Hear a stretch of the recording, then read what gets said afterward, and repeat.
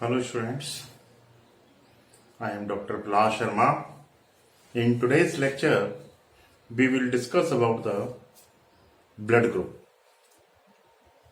What is the blood group? It is a very interesting question.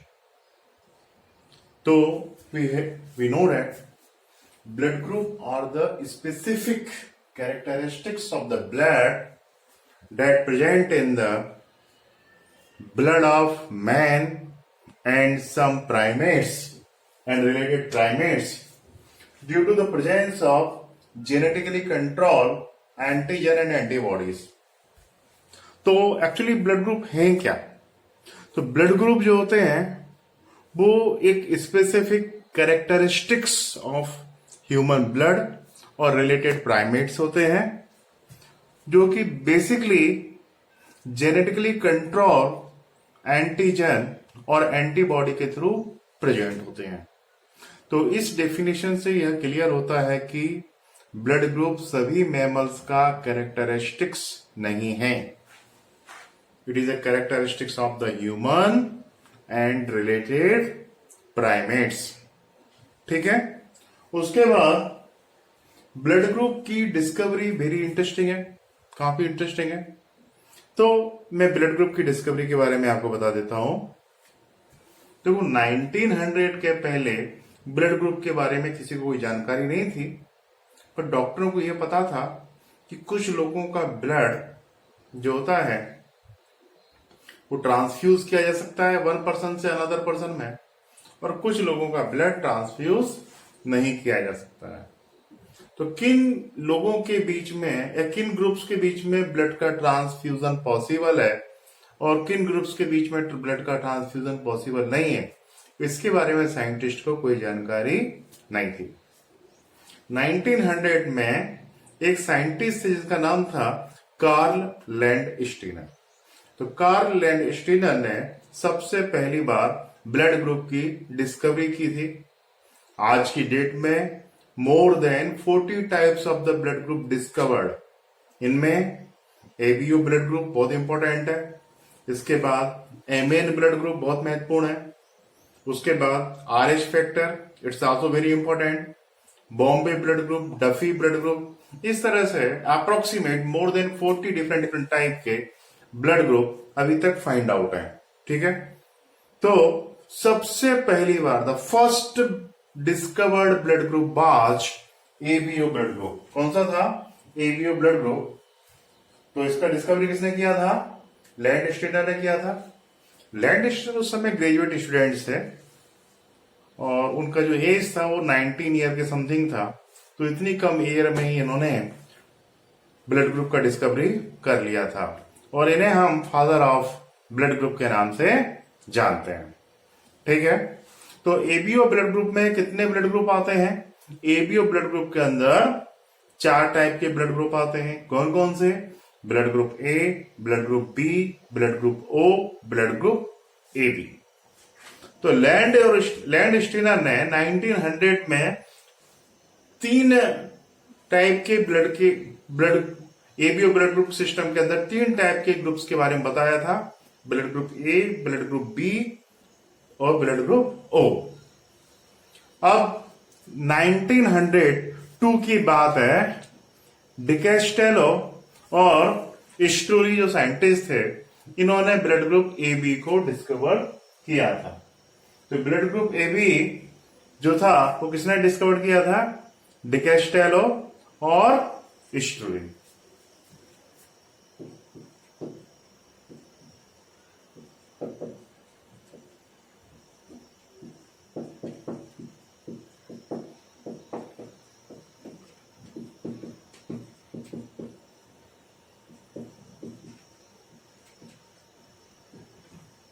तो डिकेस्टेलो और स्ट्रोली ने 1902 में 1902 में कौन सा ब्लड ग्रुप डिस्कवर किया था?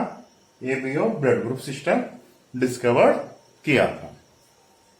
अब ये ब्लड ग्रुप होता क्या है, इसके बारे में हम थोड़ा सा देख लेते हैं। इसकी हम जेनेटिक्स भी देखेंगे। तो देखिए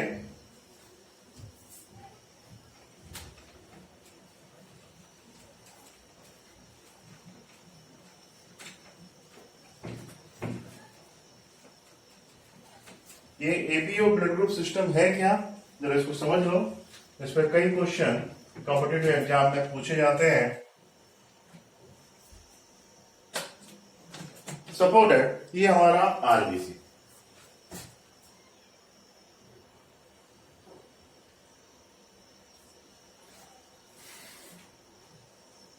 ये क्या है, आरबीसी है।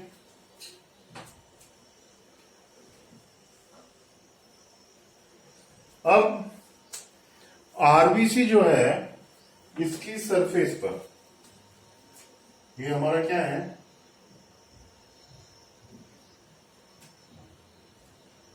आरबीसी,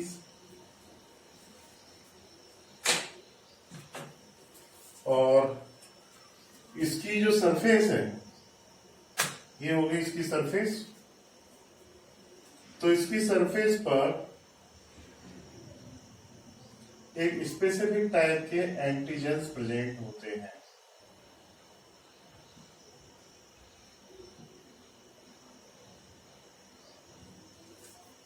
इसकी सरफेस पर क्या होगा, स्पेसिफिक टाइप के एंटीजेंस प्रेजेंट होंगे। और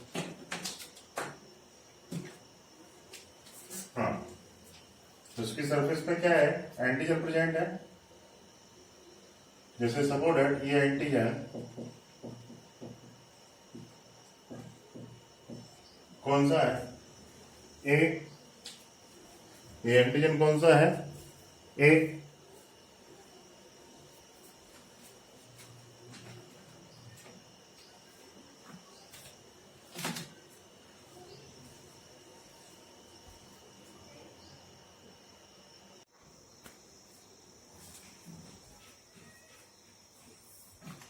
So students, so we are discussing about the antigen। यह हम बात करें कि ये ब्लड ग्रुप किस बेस पर क्रिएट हुए हैं, इसके रिगार्डिंग यदि हम डिस्कस करें तो हम क्या देखते हैं, हम ये देखते हैं कि जो आरबीसी होते हैं ह्यूमन में और रिलेटेड प्राइमेट्स के अंदर, आरबीसी के सरफेस के ऊपर एक स्पेसिफिक केमिकल्स देखने को मिलते हैं, जिन्हें हम क्या बोलते हैं, इन्हें हम बोलते हैं एंटीजन। और एंटीजन के बेस पर ही blood group, ABO blood group system में जो ब्लड ग्रुप का जो नाम दिया गया है वो नाम किसके बेस पे दिया गया है, एंटीजन के बेस पर। तो इस ब्लड ग्रुप सिस्टम में हम क्या देखते हैं कि आरबीसी के ऊपर दो नेचुरल एंटीजन प्रेजेंट होते हैं। कुछ आरबीसी के ऊपर कौन सा एंटीजन प्रेजेंट होगा, एंटीजन ए, और कुछ आरबीसी ऐसे होंगे जिनके ऊपर हमें एंटीजन बी देखने को मिलेगा। कौन सा एंटीजन देखने को मिलेगा, एंटीजन बी।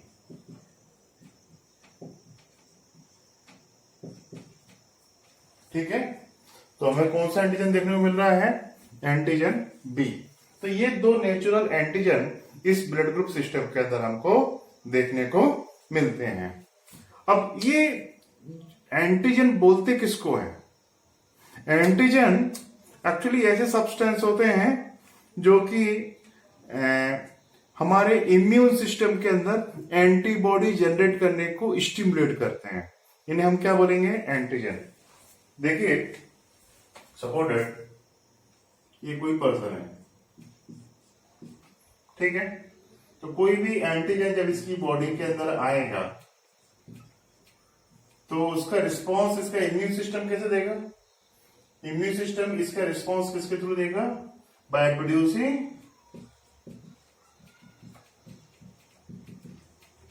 एंटीबॉडी। तो हमारी जो बॉडी होती है, हमारी बॉडी का जो इम्यून सिस्टम होता है वो क्या करता है, वो एंटीजेंस के लिए किसका फॉर्मेशन करता है, एंटीजन के लिए एंटीबॉडी का फॉर्मेशन करता है। तो हम क्या बोल सकते हैं कि antigen are the chemical substance that induce the production of antibody. Antigen ऐसे केमिकल सब्सटेंस होते हैं जो कि हमारी बॉडी के अंदर एंटीबॉडी प्रोड्यूस करने को स्टिमुलेट करते हैं। ठीक है, तो ये एंटीजन है। एंटीजन बेसिकली मेड बाय, ये जो आरबीसी की सरफेस के ऊपर जो एंटीजन है वो किसके बने होते हैं? This antigen made by glycoprotein. ये किसके बने हुए हैं? ग्लाइकोप्रोटीन के बने हुए हैं। अच्छा, कुछ आरबीसी ऐसे भी होते हैं जिनकी बॉडी पर दोनों तरह के एंटीजन प्रेजेंट होते हैं। ठीक है,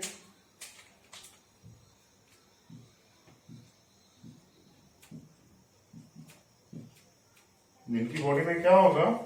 दोनों तरह के एंटीजन प्रेजेंट होते हैं, और इसी के बेस पर इस ब्लड ग्रुप का नाम दिया जाता है। कुछ आरबीसी ऐसे भी होते हैं जिनकी सरफेस पर एक भी एंटीजन प्रेजेंट नहीं है। ठीक है, जिनकी सरफेस पर एक भी एंटीजन प्रेजेंट नहीं है। तो जिस ब्लड में एंटीजन ए है, उस ब्लड में हम क्या देखेंगे? यदि एंटीजन ए है तो प्लाज्मा में, ये बात किसके रिगार्डिंग हो गई? ये बात हो गई किसके रिगार्डिंग? आरबीसी के रिगार्डिंग। तो आरबीसी की सरफेस पे क्या प्रेजेंट है? एंटीजन। उसी तरह से जो प्लाज्मा होता है, प्लाज्मा में एंटीबॉडी प्रेजेंट होते हैं। क्या प्रेजेंट होते हैं? एंटीबॉडी। तो यदि एंटीजन ए है तो एंटीबॉडी कौन सा प्रेजेंट होगा? देखिए, तो प्लाज्मा में क्या प्रेजेंट है? एंटीबॉडीज, जो किसके बने होते हैं? प्रोटीन के। तो antibodies present in plasma. Plasma में क्या प्रेजेंट है? एंटीबॉडी प्रेजेंट है। अब जिसकी बॉडी में एंटीजन ए है, उसकी बॉडी में एंटीबॉडी कौन सा होगा? एंटीबॉडी होगा एंटीबॉडी बी। यदि एंटीजन ए है तो एंटीबॉडी कौन सा प्रेजेंट होगा? बी। यहां पर एंटीजन बी है तो यहां पर एंटीबॉडी कौन सा प्रेजेंट होगा? प्लाज्मा में एंटीबॉडी ए। यदि एंटीजन दोनों प्रेजेंट हैं, एंटीजन ए और एंटीजन बी, तो हम क्या देखते हैं कि एंटीबॉडी कुछ भी नहीं होगा, नो एनी एंटीबॉडी प्रेजेंट। और यदि आरबीसी की सरफेस पर कोई एंटीजन नहीं है तो हम क्या देखेंगे यहाँ पर कि प्लाज्मा में दो एंटीबॉडी प्रेजेंट है। कौन कौन से दो एंटीबॉडी प्रेजेंट है? एंटीबॉडीज ए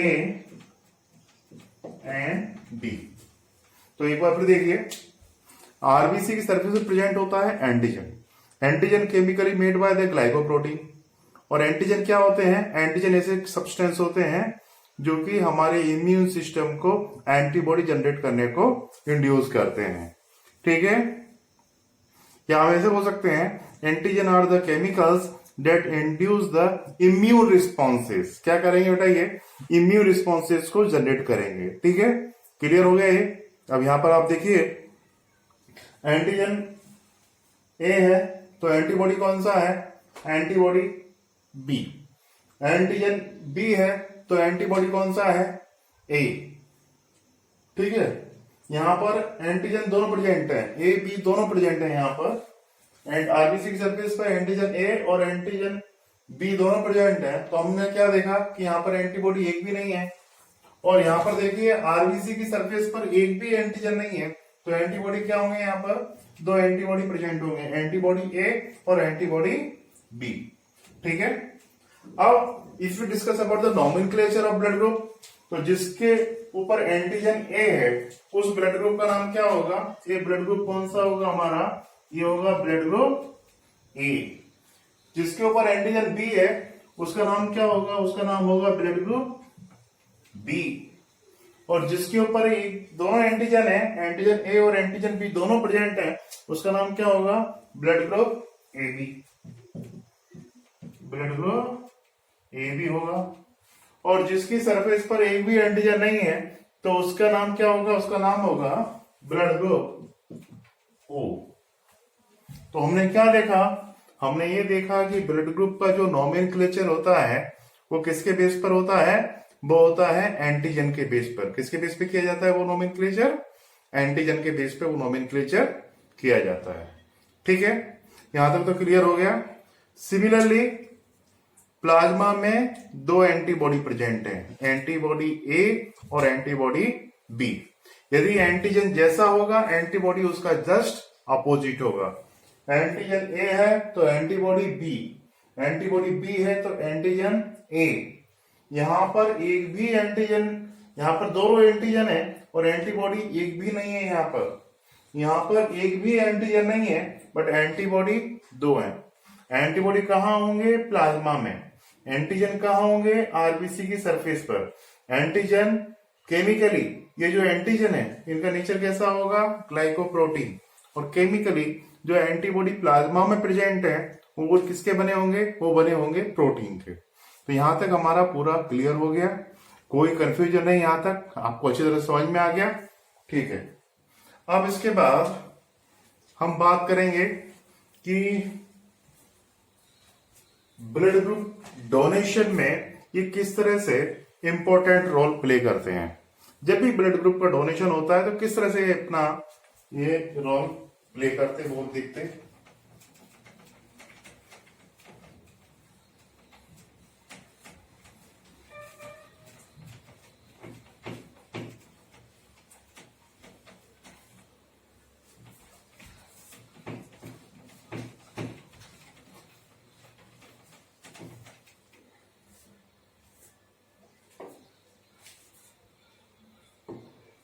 तो you must remember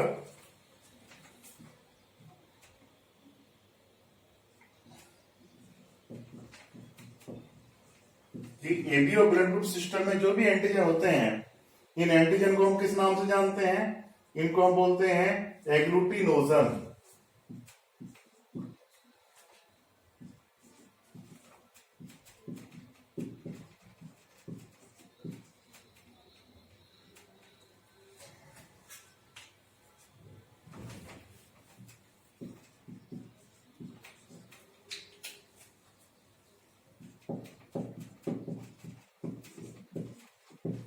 तो एंटीजन इज नोन एज एग्लूटिनोजन। और जो एंटीबॉडी प्लाज्मा में प्रेजेंट होते हैं उन्हें हम क्या बोलते हैं, उन्हें हम बोलते हैं एग्लूटीन। उन्हें किस नाम से जाना जाता है, एग्लूटीन के नाम से जानते हैं। और क्या होगा स्टूडेंट्स, देखिए दो नेचुरल एंटीजन एबी और ब्लड ग्रुप सिस्टम में कौन कौन से हो गए, ये will discuss about the antigen. तो दो नेचुरल एंटीजन कौन कौन से हो गए,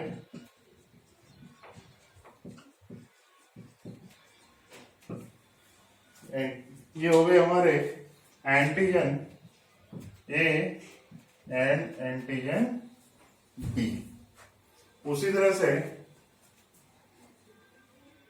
नेचुरल एंटीबॉडी कौन सी होगी,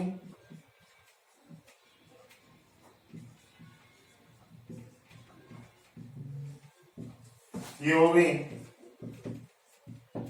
एंटीबॉडी ए और एंटीबॉडी बी। ये क्या हो गई, एंटीबॉडी ए और एंटीबॉडी बी। अब क्या होता है, सिमिलर एंटीजन और सिमिलर एंटीबॉडी जब एक दूसरे के कांटेक्ट में आते हैं, तो जब भी सिमिलर एंटीजन और सिमिलर एंटीबॉडी जब एक दूसरे कांटेक्ट में आते हैं तो ब्लड का क्लम्पिंग हो जाता है, ब्लड का कोटिंग हो जाता है और या फिर एग्लूटिनेशन हो जाता है। और जिस तरह से मिल्क टू कर्ड बनता है ना, उसी तरह से हमारी बॉडी के अंदर जो ब्लड है वो कर्ड लाइक स्ट्रक्चर में कन्वर्ट हो जाएगा। और कर्ड जैसे यदि ब्लड बन गया तो ब्लड का फ्लो होना है क्या, ब्लड का फ्लो नहीं होगा। ठीक है ना। तो हम क्या देखते हैं, हम ये देखेंगे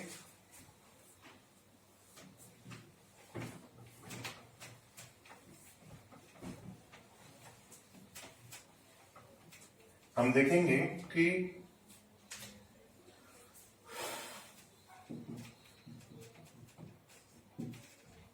एंटीजन ए के कांटेक्ट में क्या आएगा,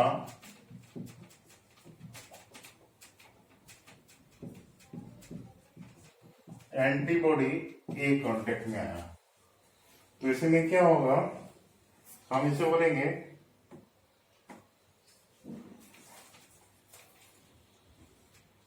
मतलब एंटीजन ए किसमें प्रेजेंट है, एंटीजन ए कहां प्रेजेंट है, ये है ब्लड ग्रुप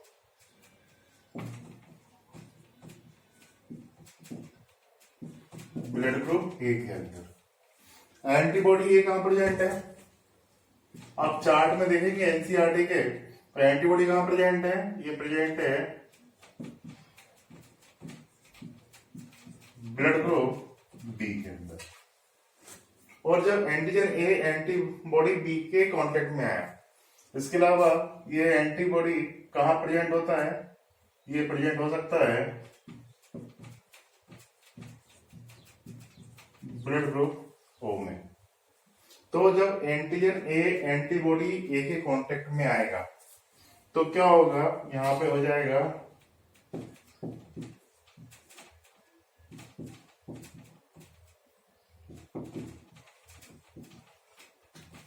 एग्लूटिनेशन हो जाएगा, ब्लड का क्लम्पिंग हो जाएगा, ठीक है।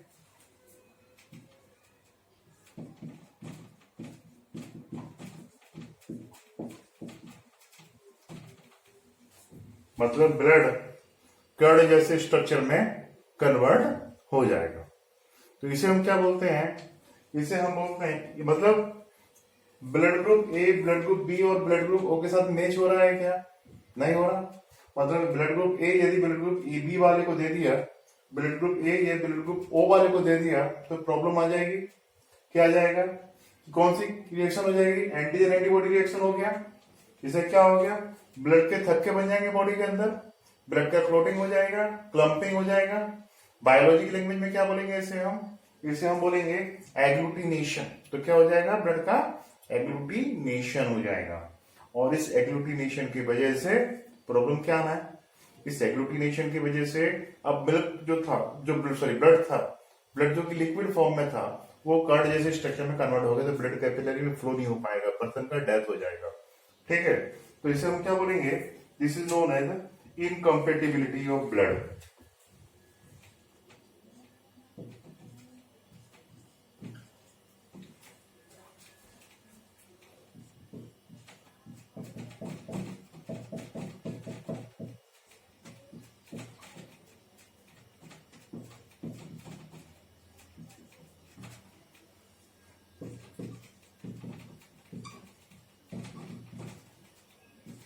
तो ब्लड का क्या हो रहा है, यहां पर मिसमैच हो रहा है, ब्लड का क्या हो रहा है, इनकम्पेटिबिलिटी हो रही है, ठीक है। तो इनकम्पेटिबिलिटी ऑफ ब्लड क्लियर हो गया, समझ में आ गया आपको। इनकम्पेटिबिलिटी ऑफ ब्लड क्या होता है, मतलब ब्लड मिसमैच हो रहा है, ब्लड मैच ही नहीं हो रहा, दे भी दिया ब्लड डोनेट कर दिया ब्लड ट्रांसफ्यूजन में, तो उससे कई तरह की समस्याएं क्रिएट हो जाएंगी, ठीक है। तो सेम इसी तरह की एक्टिविटी कहां देखने को मिलेगी आपको, सेम एक्टिविटी आपको देखने को मिलेगी कहां पर, यदि हम एंटीजन बी का एंटीबॉडी बी के साथ रिएक्शन होगा तो सेम प्रॉब्लम देखने को मिलेगी, क्लियर। तो अब हम क्या करते हैं, एक चार्ट की स्टडी करते हैं।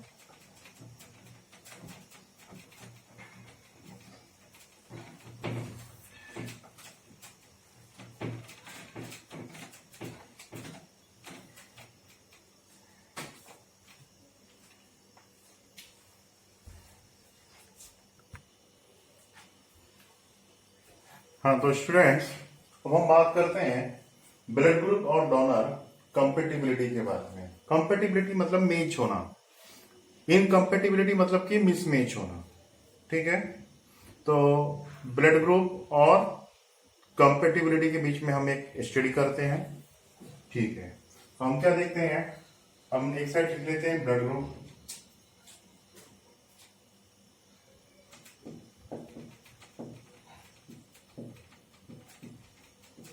ब्लड ग्रुप लिख लिया। दूसरा एंटीजन प्रेजेंट ऑन आरबीसी, उसके बाद एंटीबॉडीज इन प्लाज्मा, उसके बाद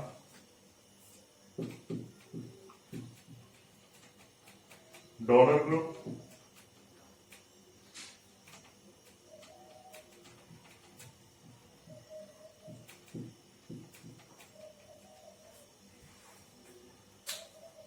और रिसेप्टिव ग्रुप।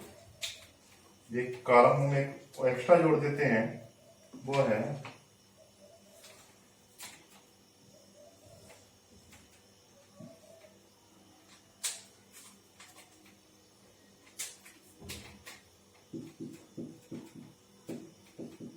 Receptor group. ठीक है, अब देखिए हमने क्या किया, ब्लड ग्रुप ए को दिया।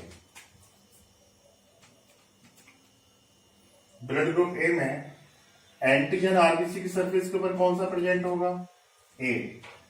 यदि एंटीजन ए प्रेजेंट है तो एंटीबॉडी कौन सा होगा, यहां पर एंटीबॉडी होगा। एंटीबॉडी एंटीजन का अपोजिट होता है, तो एंटीजन ए है तो एंटीबॉडी क्या होगा, बी। एंटीबॉडी क्या दिखाई देगा आपको, बी। अब देखो ए बी वाला किस किस को डोनेट कर सकता है, तो ए बी वाला ए वाले को डोनेट कर सकता है। क्यों डोनेट कर सकता है, क्योंकि यहां पर ऐसे एंटीजन और एंटीबॉडी हैं जिनके बीच में रिएक्शन नहीं होता है, सेम सेम होंगे तो रिएक्शन हो जाएगा। ठीक है, दूसरा ये ए बी वाले को ब्लड ग्रुप डोनेट कर सकता है क्योंकि वहां पर कोई एंटीजन है ही नहीं, सॉरी एंटीबॉडी है ही नहीं ब्लड प्लाज्मा में। किसके अंदर, ए बी वाले के अंदर। किस किस से ब्लड ले सकता है, ये ले सकता है, एक तो ब्लड ग्रुप ए वाले से ब्लड ले सकता है, ओ वाले से ब्लड ग्रुप ले सकता है। क्यों ले सकता है, क्योंकि ओ में आरबीसी की सरफेस के ऊपर कोई एंटीजन है ही नहीं। अब आरबीसी की सरफेस के ऊपर कोई एंटीजन है ही नहीं तो उससे आसानी से ब्लड ग्रुप लिया जा सकता है। ओ वाले का ब्लड ग्रुप किसी को के अंदर भी चढ़ा दें, कोई भी पर्सन के अंदर यदि आप उससे जो है ट्रांसफ्यूज कर दो, कोई प्रॉब्लम नहीं आनी, क्योंकि वहां पर आरबीसी की सरफेस कोई एंटीजन है ही नहीं, तो कोई एंटीजन एंटीबॉडी रिएक्शन आपको देखने को नहीं मिलेगी। ठीक है, ये हो गया। तो ये ब्लड ग्रुप ए के रिगार्डिंग हो गया।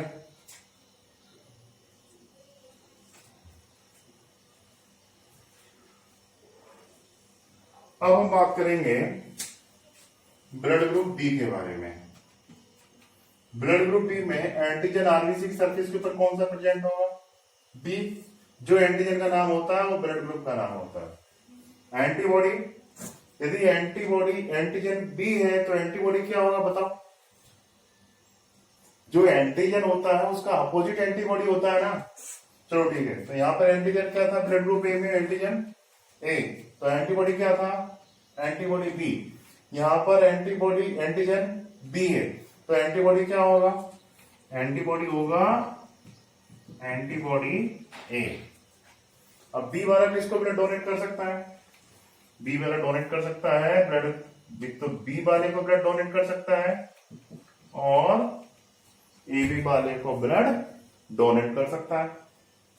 ब्लड किस किस से रिसीव कर सकता है, यदि हम इसके रिसिपिएंट ग्रुप को लेके बात करें तो हम क्या देख सकते हैं, ये ब्लड ग्रुप बी से ब्लड ले सकता है और ओ से ब्लड रिसीव कर सकता है।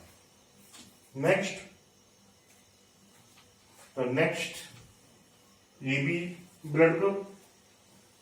ईबी ब्लड ग्रुप आपको पता है कि कार्ल लैंडस्टेनर ने ईबी ब्लड ग्रुप का डिस्कवरी नहीं किया था। ईबी ब्लड ग्रुप का डिस्कवरी 1902 में 1902 जो है 2 में इसका डिस्कवरी हुआ था। तो डिकैस्टो और स्टूली करके दो साइंटिस्ट थे, उन्होंने एबी ब्लड ग्रुप सिस्टम का एबी ब्लड ग्रुप को फाइंड आउट किया। एबी में क्या होता है कि दोनों एंटीजन प्रेजेंट होते हैं आरबीसी की सरफेस पर, एंटीजन ए भी प्रेजेंट होगा और एंटीजन बी भी प्रेजेंट होगा, दोनों एंटीजन यहाँ प्रेजेंट होंगे और एंटीबॉडी इसकी बॉडी के अंदर देखने को नहीं मिलती है।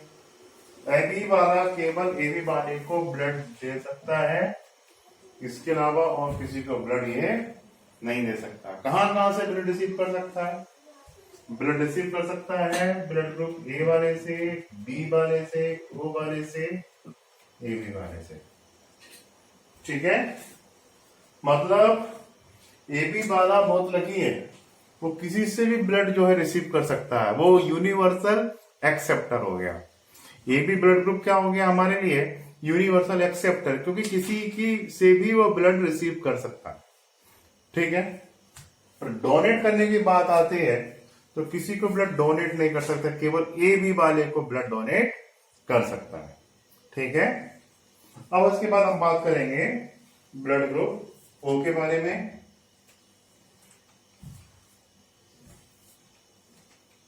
ब्लड ग्रुप ओ को देखिए,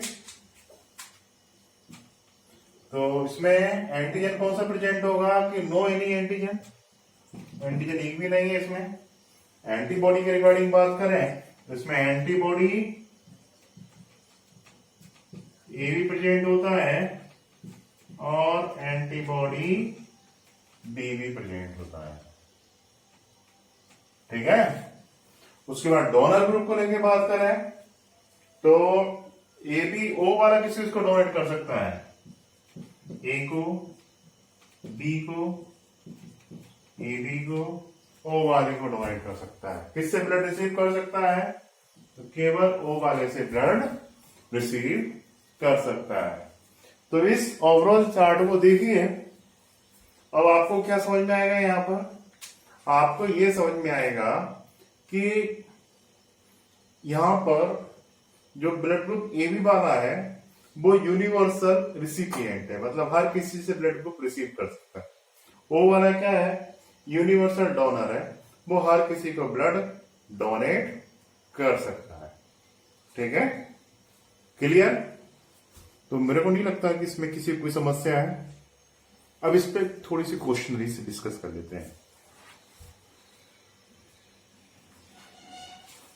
लेक्चर ध्यान से सुना है तो आपको आंसर बनना चाहिए, नहीं आंसर आ रहा है तो दोबारा से पूरा रिवाइज करो। मैं क्वेश्चन फटाफट पूछता हूं आपसे। ब्लड ग्रुप की डिस्कवरी किसने की थी? किसे फादर ऑफ ब्लड ग्रुप के नाम से जानते हैं? सबसे फर्स्ट डिस्कवर्ड ब्लड ग्रुप कौन सा है?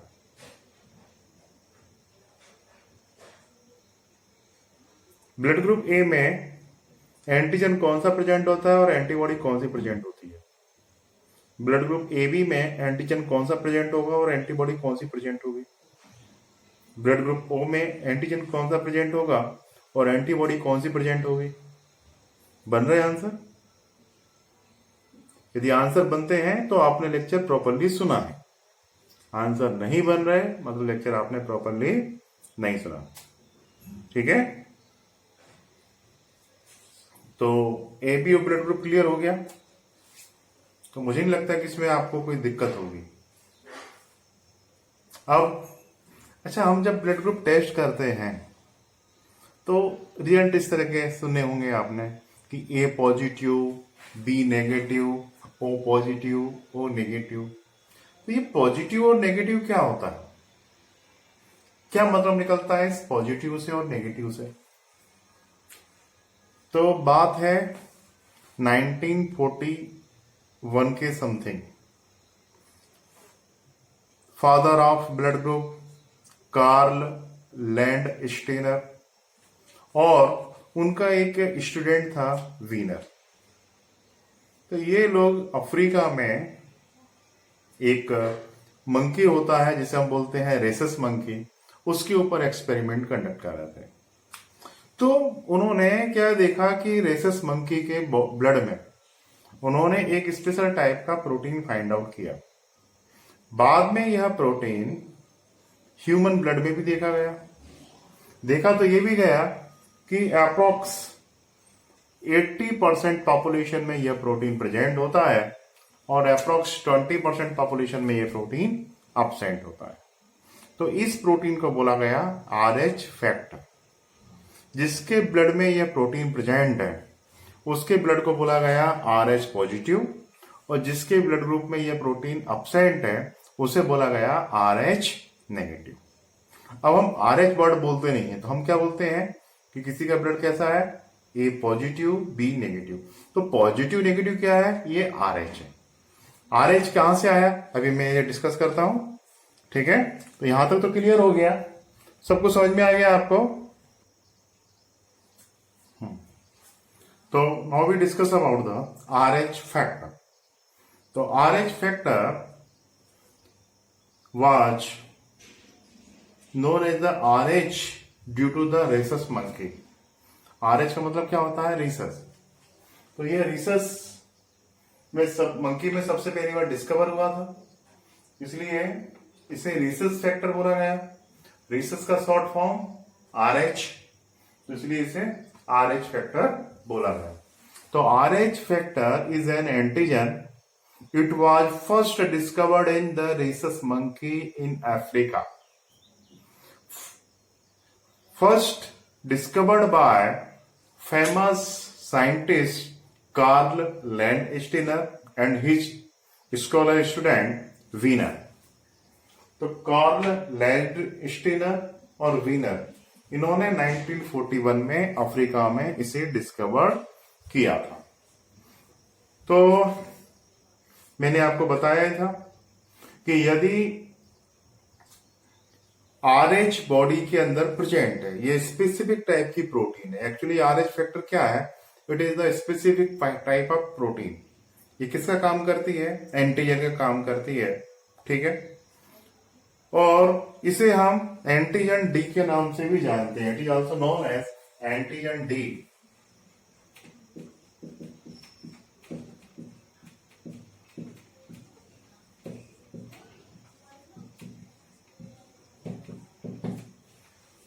इसे किस नाम से जाना जाता है, it is also known as antigen D. यदि आपकी बॉडी में यह प्रोटीन प्रेजेंट है तो उस तरह के ब्लड को क्या बोला जाएगा, RH पॉजिटिव, शॉर्ट फॉर्म में पॉजिटिव। यदि यह प्रोटीन ब्लड में नहीं है तो क्या बोला जाएगा, RH नेगेटिव, शॉर्ट फॉर्म में नेगेटिव, ठीक है। अब इस प्रोटीन का भी बहुत ज्यादा क्लिनिकल इंपॉर्टेंस है। क्या क्लिनिकल इंपॉर्टेंस है इसका, कि स्पेशली जो ब्लड ट्रांसफ्यूजन के जो केसेस होते हैं, या इसके अलावा जो मैरिज रिलेशनशिप वाले जो केस होते हैं, चाइल्ड बर्थ से रिलेटेड जो केस होते हैं, उसमें यह प्रोटीन बहुत इंपॉर्टेंट रोल प्ले करता है। वे कैसे रोल प्ले करता है वो हम देखते हैं, ठीक है। तो इतना तो क्लियर हो गया, ये समझ में आ गया आप सभी को। जो मैंने यहां लिखा हुआ है ये पूरा का पूरा क्लियर आप सभी को दिख रहा है ना। कुछ कुछ लोग बोलते हैं कि सर बीच में आ जाते तो कुछ पूरा बोर्ड ही नहीं दिखता। तो ये क्लियर हो गया।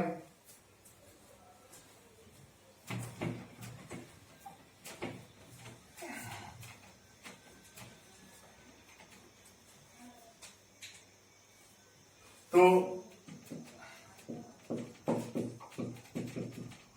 RH factor developed due to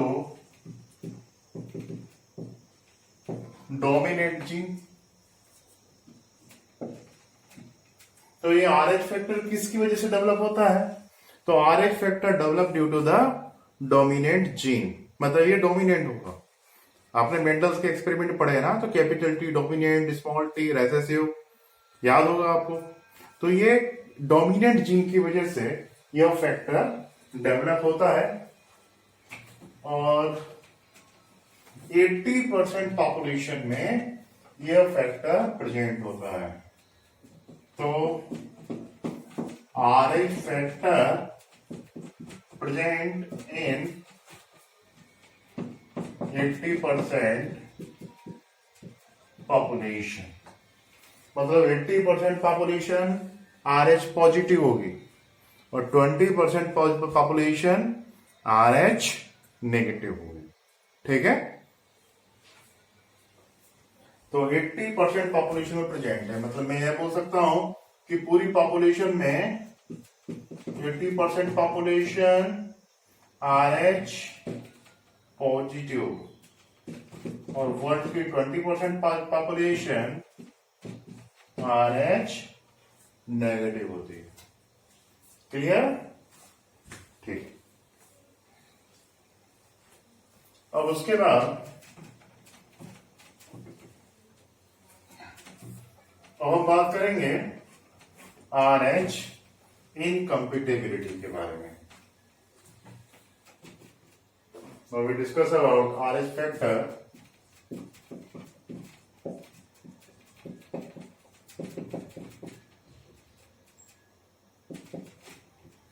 RH factor इनकम्पिटेबिलिटी। तो हम किसके रिगार्डिंग डिस्कस करेंगे? RH factor incompatibility. मतलब RH फैक्टर कहां कहां पर अहम रोल, अपना इंपॉर्टेंट रोल प्ले कर रहा है, वो हम देखेंगे। ठीक है, तो देखिए हम बात करते हैं सबसे पहले ब्लड ट्रांसफ्यूजन के केसेस के बारे में। ठीक है, अब जैसे मान लीजिए मेरा ब्लड RH पॉजिटिव, मतलब मेरे अंदर RH प्रोटीन प्रेजेंट है, और किसी का ब्लड RH नेगेटिव, मतलब उसके अंदर RH प्रोटीन एब्सेंट है। अच्छा, जिसके अंदर RH प्रोटीन प्रेजेंट है, एब्सेंट है सॉरी, जिस पर्सन के अंदर RH प्रोटीन एब्सेंट है, उसकी बॉडी के अंदर RH पॉजिटिव वाले का यदि ब्लड आता है, तो उस ब्लड में जो RH प्रोटीन प्रेजेंट है वो एक फॉरेनर सब्सटेंस का काम करेगी XYZ इम्यून सिस्टम वाले पर्सन के लिए। समझो, सपोर्ट है ये कोई पर्सन है, ये कैसा है? RH negative. ये कोई पर्सन है, ये कैसा है? RH positive. ये पर्सन RH पॉजिटिव है, और सामने जो पर्सन दिख रहा है आपको वो कैसा है? RH negative. ठीक है, क्लियर? अब देखो, यदि ब्लड ट्रांसफ्यूजन में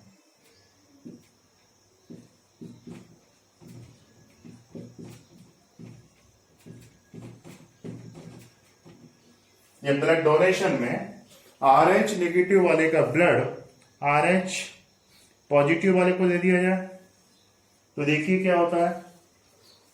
कोई फर्क नहीं पड़ेगा, क्योंकि इससे जो ब्लड आ रहा है उसमें कोई प्रोटीन है ही नहीं, RH प्रोटीन है ही नहीं, तो इसके इम्यून सिस्टम कोई रिस्पॉन्स नहीं देगा। ठीक है, अब ब्लड ट्रांसफ्यूजन में क्या हुआ कि हमने RH पॉजिटिव वाले का ब्लड RH नेगेटिव वाले को दे दिया, RH पॉजिटिव वाले का ब्लड RH नेगेटिव वाले को दे दिया। तो अब हम देखते हैं क्या होता है। हम क्या देखेंगे यहाँ पर, भाई हमने दे दिया तो यहाँ पर क्या होगा? ब्लड ट्रांसफ्यूजन में पहली बार ब्लड डोनेट किया तो इसकी बॉडी के अंदर प्रॉपर एंटीबॉडी प्रेजेंट नहीं होंगे, तो रिस्पॉन्स तो आएगा पर बहुत फीवियर रिस्पॉन्स आएगा, बहुत ही कम रिस्पॉन्स आएगा इसकी बॉडी में। ठीक है, पर यदि सेकंड टाइम RH पॉजिटिव वाले का ब्लड RH नेगेटिव वाले को दिया जाए, हम क्या देखेंगे? अब इसके अंदर क्या होगा कि RH जो प्रोटीन है, इसकी बॉडी में जो ब्लड आया वो कौन सा था? RH पॉजिटिव वाले का। तो RH प्रोटीन के लिए इसकी बॉडी में प्रॉपर एंटीबॉडी तैयार हो गए, इस पर्सन की बॉडी में प्रॉपर एंटीबॉडी तैयार हो गए, और जैसे ही RH पॉजिटिव वाले का ब्लड आया तो एंटीजन एंटीबॉडी रिएक्शन हो गई, और इससे क्या होगा?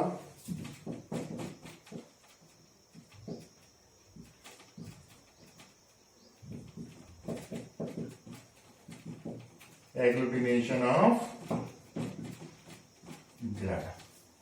आपको क्या दिखाई देगा? एग्लूटिनेशन ऑफ ब्लड दिखाई देगा, और उससे क्या होगा?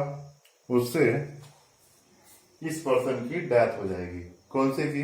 RH नेगेटिव वाले की डेथ हो जाएगी। मतलब हम क्या देखते हैं?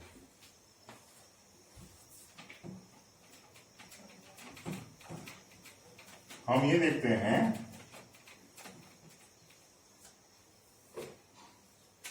सपोज दैट ये पर्सन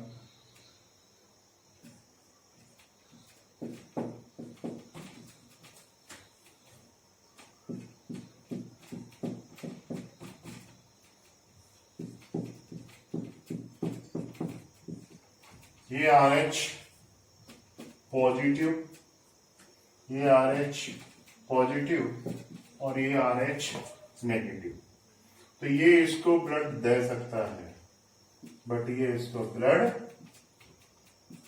नहीं दे सकता। तो RH पॉजिटिव वाला RH पॉजिटिव वाले को ब्लड दे सकता है, पर RH पॉजिटिव वाला RH नेगेटिव वाले को ब्लड डोनेट नहीं कर सकता। ठीक है, वहीं हम थोड़ा इसको अलग तरीके से देखें।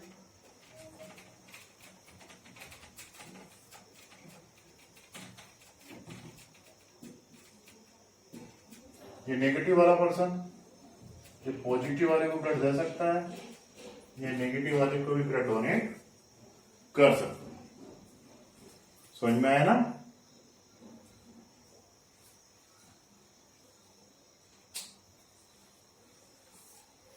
ये क्लियर हो गया। अब RH फैक्टर मैरिज रिलेशनशिप में भी इंपॉर्टेंट रोल प्ले करता है।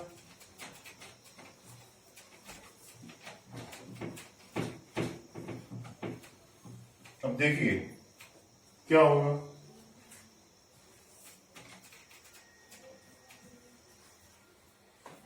If we discuss about the marriage relationship, तो हम क्या देखते हैं? देखिए स्टूडेंट्स, जैसे मान लीजिए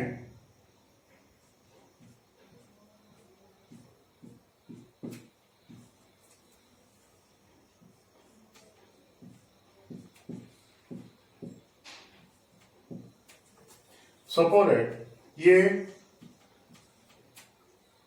if you discuss about the marriage relationship, तो मैरिज रिलेशनशिप को लेके बात करें तो मान लीजिए लड़का कैसा है?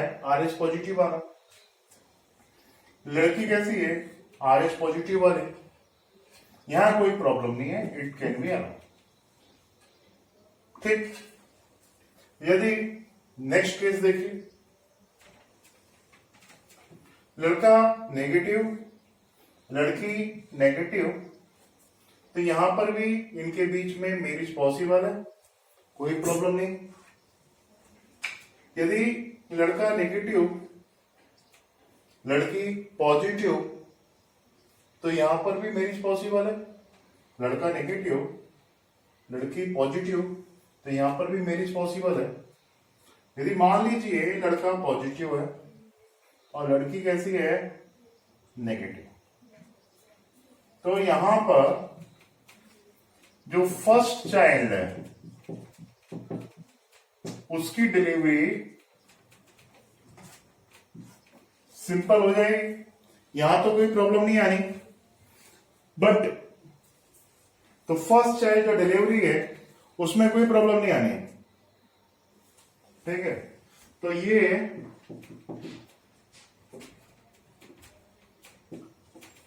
ये पॉसिबल है।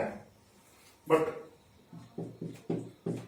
जो सेकंड चाइल्ड की जो कंडीशन है वो थोड़ी सी सीवियर हो जाती है।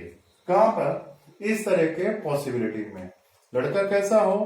पॉजिटिव वाला, और लड़की कैसी हो? नेगेटिव वाले। तो ऐसे में सेकंड चाइल्ड की थोड़ी सी प्रॉब्लम हमें देखने को मिलती है। अब ऐसा क्यों होता है वो हम देखते हैं, उसका रीजन क्या है वो हम डिस्कस करते हैं। तो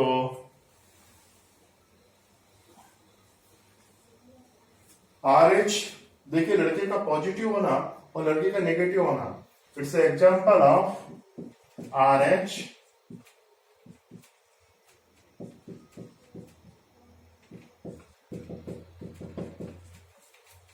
इनकम्पिटेबिलिटी। ये किसका एग्जांपल है? It is example of RH इनकम्पिटेबिलिटी। अभी कैसे क्या होता है जरा हम इसे देखते हैं। देखो,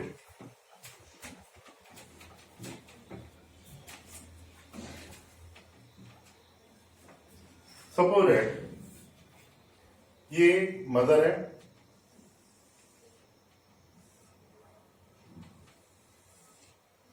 और इसकी बॉडी के अंदर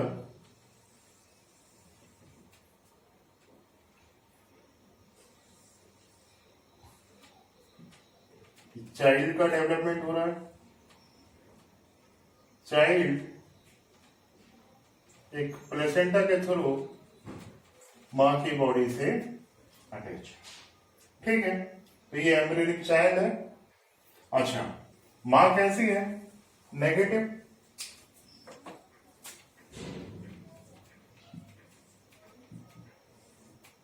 अच्छा, जो बच्चे का जो डेवलपमेंट हो रहा है, ये बच्चा कैसा है? पॉजिटिव। अब मां और बच्चे के बीच में यह एक स्ट्रक्चर होता है जो दोनों के ब्लड को सेपरेट करके रखता है। इस स्ट्रक्चर को हम बोलते हैं प्लेसेंटा। तो प्लेसेंटा मां और बच्चे के बीच में एक बैरियर का काम करता है। तो इसकी वजह से क्या होगा कि बच्चे का ब्लड मां की बॉडी में नहीं जाएगा। जनरली ऐसा नहीं होता है, ठीक है।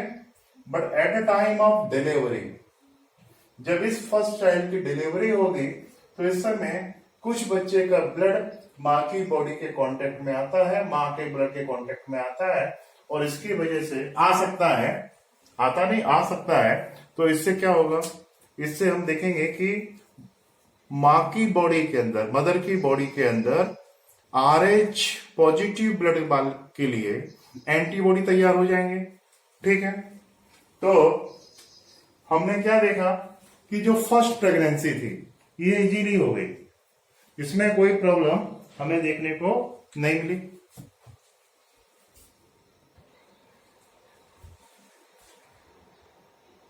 तो यहां क्या देखेंगे हम कि at the time of first pregnancy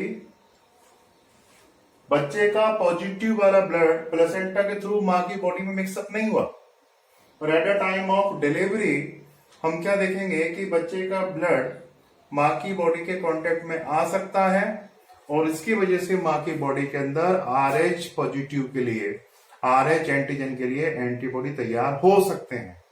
next time जो सेकंड डिलीवरी है, तो सेकंड जो प्रेगनेंसी है, तो यहां पर हम क्या देखेंगे कि बच्चे की बॉडी में बच्चा पॉजिटिव, मां नेगेटिव, और जो एंटीबॉडी होते हैं, एंटीबॉडी प्लेसेंटा को क्रॉस करके बच्चे की बॉडी में माइग्रेट कर एंटीबॉडी प्लेसेंटा को क्रॉस करके, तो मां की बॉडी में प्रॉपर अमाउंट में, और ये मां की बॉडी से बच्चे की बॉडी में माइग्रेट कर जाएंगे। और माइग्रेट करने की वजह से अब क्या होगा, बच्चे में हमें सीरियस कॉम्प्लेक्सिलिटी देखने को मिल सकती है। क्या क्या कॉम्प्लेक्सिलिटी देखने को मिल सकती है?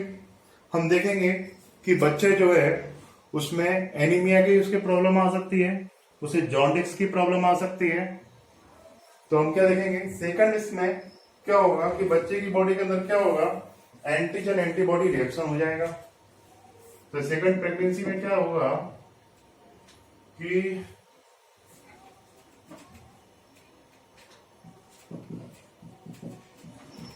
एंटीबॉडीज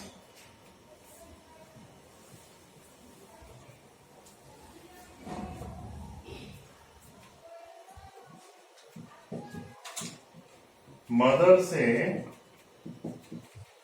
चाइल्ड में माइग्रेट होंगे, और चाइल्ड के अंदर क्या होगा, एंटीजन एंटीबॉडी रिएक्शन, और उसकी वजह से क्या होगा, उसके अंदर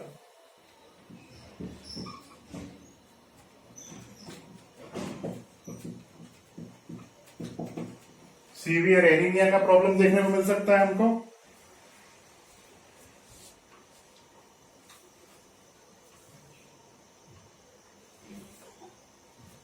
तो हम क्या देखेंगे कि सीवियर एनीमिया का प्रॉब्लम इस फीटस के अंदर,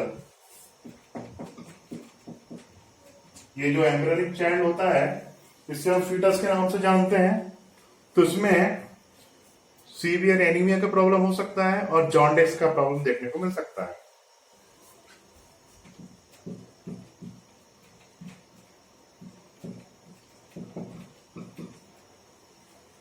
तो जॉन्डिस का प्रॉब्लम देखने को मिल सकता है और सीवियर एनीमिया का प्रॉब्लम बच्चे के अंदर देखने को मिल सकता है।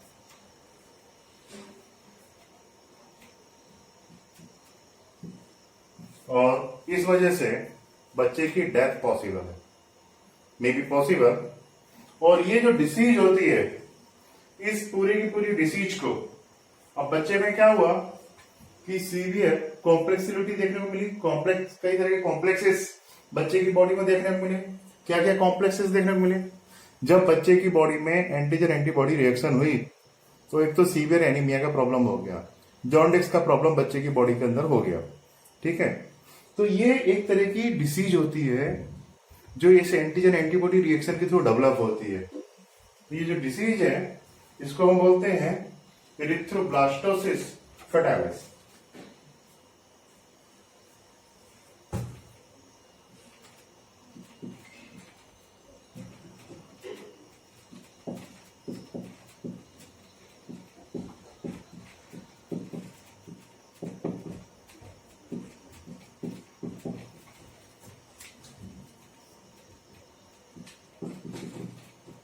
So this disease is known as erythroblastosis fetalis। ये जो डिसीज है जिसमें बच्चे को सीवियर एनीमिया हो गया, जॉन्डिस हो गया, तो ये डिसीज को क्या बोलेंगे? एरिथ्रोब्लास्टोसिस फटालिस। ये फर्स्ट चाइल्ड में प्रॉब्लम क्रिएट होगा कि सेकंड चाइल्ड में? This problem generally developed in the second child. तो ब्लड ग्रुप के बारे में इतना सफिशिएंट है। इसमें से क्वेश्चंस आते हैं तो ये आपको आना चाहिए। अभी नेक्स्ट जो लेक्चर है उसमें हम ब्लड कोगुलेशन के बारे में देखते हैं। Thank you.